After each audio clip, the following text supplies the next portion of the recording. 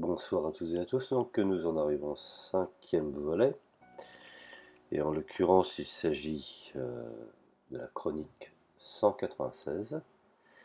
Et dans ce volet, je vais essayer de traiter certaines questions d'experts quant à la question de savoir si le lumpenprolétariat est une émanation atrophiée je dirais d'une classe ouvrière sans éthique et sans moralité, ou est-ce qu'elle est bel et bien la construction de la bourgeoisie de l'époque et aujourd'hui d'une certaine forme d'oligarchie.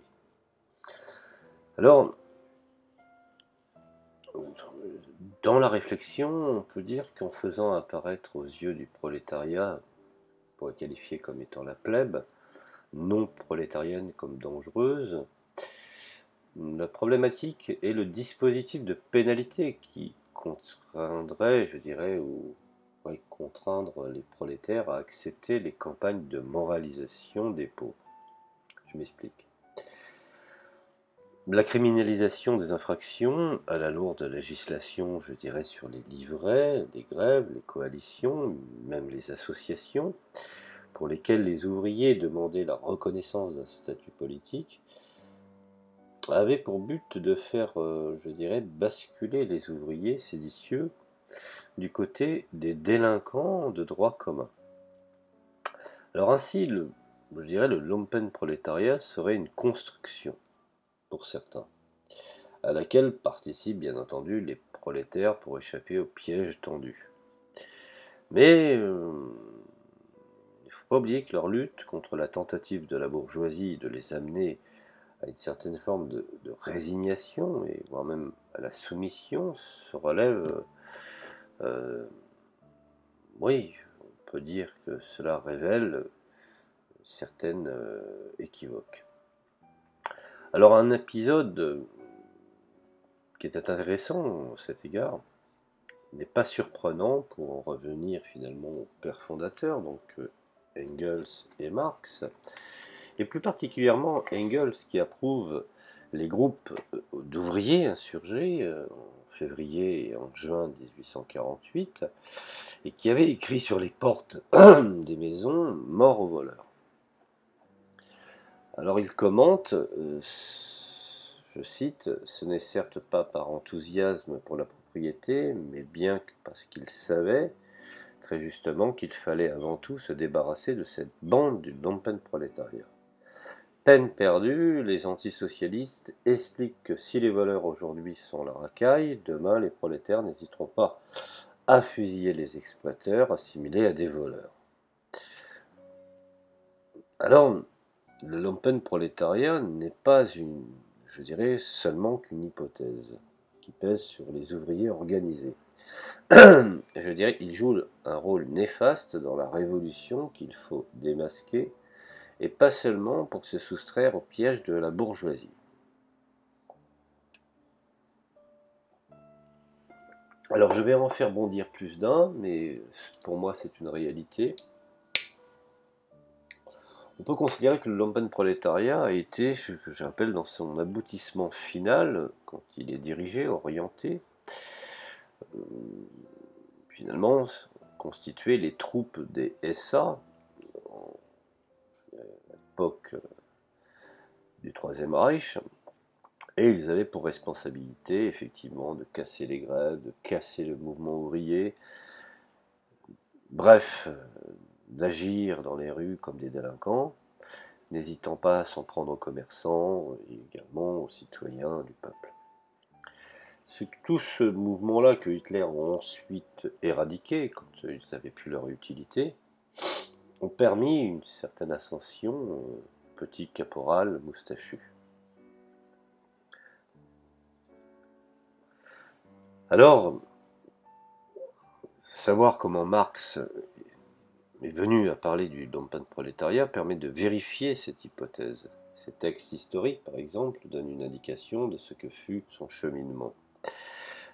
La période révolutionnaire, qui va de 1848 à 1852, soulève deux questions pour le théoricien et le militant révolutionnaire. Quelles sont je dirais, les causes de l'échec de la révolution bourgeoise, qui malgré l'écrasement de l'insurrection ouvrière républicaine de juin 1848, n'est pas arrivé à instituer son pouvoir politique sous forme d'une constitution bien entendu républicaine. Il a même, je dirais même, renoncé pour vaquer à ses affaires et laisser un intrigant médiocre réussir un coup d'État. Par ailleurs, comment comprendre que la première affirmation politique indépendante de la classe ouvrière depuis 1789, après avoir en 1830 joué le rôle de force d'appoint de la bourgeoisie libérale, ait subi en 1831, en 1834 et en 1839 les défaites et n'ait pas réussi à faire triompher l'idée républicaine, démocratique et sociale et ait été écrasée.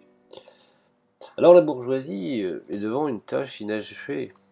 Elle se donne un pouvoir d'État qui, selon les termes du manifeste, n'est qu'un comité chargé de gérer les affaires communes de la classe bourgeoise tout entière. Tout en étendant bien entendu la subvention, je dirais, réelle de la société sous le mode de production capitaliste qui suppose d'unifier le capital sous domination progressive du capital industriel. Alors cette tâche a eu lieu dans un conflit avec le représentant politique et idéologique de la rente foncière, capital financier de la petite bourgeoisie commerciale et artisanale. Mais ce conflit, je dirais, vient de s'ajouter le surdéterminant, je dirais, les luttes ouvrières, et qui tentent, je dirais, tendent même toujours davantage à se donner leurs propres présuppositions, à commencer par elles-mêmes. Alors, trois faits sont donc à expliquer. La bourgeoisie infidèle à son rôle, ce que nous avons aujourd'hui, sous l'égide de l'oligarchie mondialiste et apatride, et à son rôle, je dirais, les raisons de l'échec du prolétariat, un État échappant en partie à la théorie du manifeste. Alors le recours à la notion de l'open prolétariat intervient dans un travail d'explication des deux derniers faits. Si effectivement on s'en tient à la défaite de la classe ouvrière, Marx, au-delà de l'analyse des forces politiques hostiles et des faiblesses et illusions des montagnards, se concentre sur l'aspect militaire de la défaite et de forces de répression, garde nationale mobile, la composition de la première bourgeoise et petite bourgeoise, notables provinciaux, ruraux aisés, ne fait pas difficulté. Il est, je dirais, cohérent que la bourgeoisie lutte contre le prolétariat avec des forces issues de ses propres rangs. Celle de la seconde est plus troublante, puisqu'elle recrute essentiellement parmi les ouvriers, alors que la spontanéité, ou je dirais même que spontanément, on s'attend à une solidarité de classe et non à la violence, voire même à la cruauté qu'ils ont montrée contre leurs frères de classe. Puisque ce sont des prolétaires, il faut qu'ils soient en même temps autre chose que des prolétaires.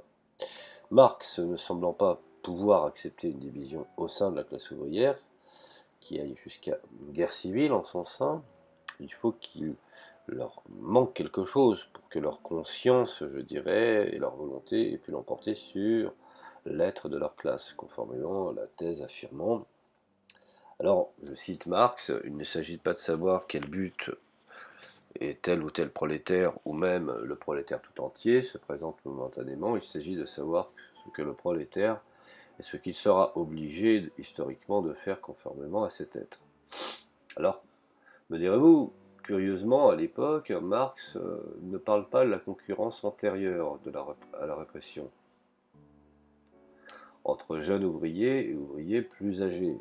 Vous savez, le problème de conflit de génération, dont on sait effectivement qu'il la considère comme un obstacle à l'unité de la classe ouvrière. La violence et la cruauté des jeunes gardes mobiles pouvaient aussi être éclairées par l'usage de la brutale tactique coloniale des généraux qui se sont illustrés par exemple en Algérie. Et cela est signalé par Engel. Donc Marx préfère souligner la malléabilité des gardes due à leur jeunesse, les effets de l'esprit de corps, le prestige de l'uniforme, la solde, pour ne pas oublier, parce que effectivement, cela est très important. Mais il devait sentir que la force de ces éléments avait besoin à son tour d'être expliquée, portée à une disposition de classe. Or, Comme ce sont des prolétaires, il faut inventer une sous-catégorie, ce sera le lumpenprolétariat. Le point de savoir si les jeunes prolétaires des gardes mobiles appartiennent déjà au lumpenprolétariat ou si c'est le fait de basculer du côté des forces répressives qui leur attribuent des traits de lumpenprolétariat qui n'est absolument pas clair. C'est une des raisons pourquoi, pour l'entrée en la matière, j'ai illustré effectivement l'utilisation du lumpenprolétariat par l'Allemagne du Troisième Reich afin d'y arriver, enfin, du moins d'arriver à ces sinistres desseins. Alors, on doit comprendre lumpenprolétariat plus comme un prédicat que comme un sujet. Un prédicat qui, je dirais, désigne un ensemble de traits moraux et qui peut se retrouver, je dirais, dans diverses catégories sociales. Alors ici, par exemple, les gardes mobiles, ou comme les SA à un moment donné, on peut réduire cette ambivalence en disant que le lumpenprolétariat au sens de disposition morale permet d'unifier une multiplicité disparate d'individus ou de groupes extérieurs au rapport de travail de production capitaliste. Lumpenprolétariat, socialement défini, désigne en même temps des comportements et des attitudes morales diffus dans la société jusqu'à ses sommets. Et effectivement, on peut parler ainsi, je dirais, du lumpen, propre à chaque classe. Pour le prolétariat, les ouvriers renonçant à la vocation ou à leur vocation révolutionnaire par le repliement sur la conservation de soi, et pour la bourgeoisie industrielle, l'aristocratie financière et son art d'escamoter la richesse productive. C'est ce que nous vivons aujourd'hui. Quand on parle par exemple du prolétariat ouvrier, par le renoncement effectivement de l'autre, inclut ce qu'on pourrait appeler l'individualisme et l'égoïsme, qui sont effectivement des forces qui garantissent à l'oligarchie son unité et effectivement, vous connaissez le vieil adage, hein, désunir, enfin du moins désunir pour mieux régner. Donc, même à l'époque, le lumpenprolétariat était assez complexe. Alors aujourd'hui, avec la société dans laquelle nous vivons, le lumpenprolétariat a pris différentes formes. Les différentes formes, qu'elles soient, je dirais, éthiques, ethniques, religieuses, communautaristes. Donc je traiterai ça dans la prochaine chronique, pour ne pas faire trop long, la problématique de l'utilisation des nouveaux lumpenprolétariat dans le domaine des populations nouvellement, je dirais, arrivées en France. Voilà, je vous remercie de m'avoir écouté, je vous dis à la prochaine chronique.